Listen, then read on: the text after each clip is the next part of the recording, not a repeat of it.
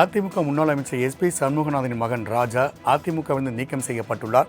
கூடுதல் விவர செய்தியாளர் ராஜேஷ் வழங்க கேட்கலாம். ராஜேஷ், தற்பொழுது அதிமுக முன்னாள் அமைச்சர் எஸ்பி சண்முகநாதன் மகன் ராஜா மீது வழக்கு பதிவு இருப்பதால் அதிமுக அவர் நீக்கப்பட்டுள்ளார். இது குறித்தான கூடுதல் விவரங்களை பதிவு செய்யலாம்.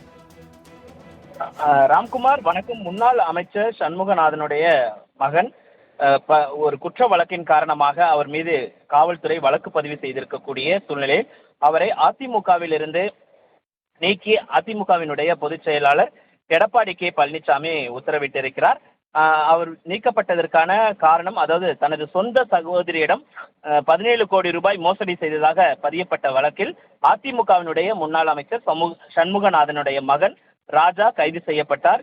இவர் மீது தூத்துக்குடி மாவட்டத்தில் பல்வேறு வழக்குகள் நிலுவையில் இருப்பதாகவும் தகவல் வெளியாகி இருக்கிறது.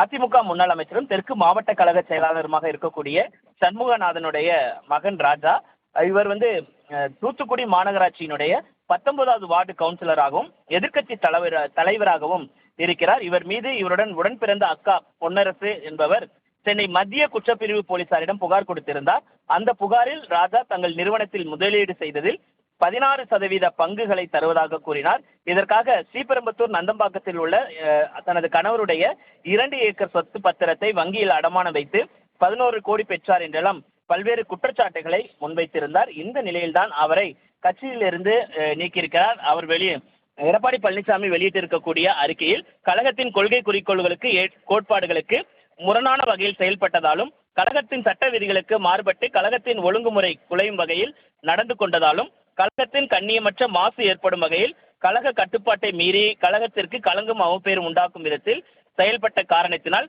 தூத்துக்குடி தெற்கு மாவட்டத்தை சேர்ந்த SBS ராஜா இன்று முதல் அதிமுகவின் அடிப்படை உறுப்பினர் பொறுப்பு உட்பட அனைத்து பொறுப்புகளிலும் இருந்து நீக்கி வைக்கப்படுகிறார் என்று அவர் தெரிவித்திருக்கிறார். ராஜேஷ், தகவலுக்கு நன்றி.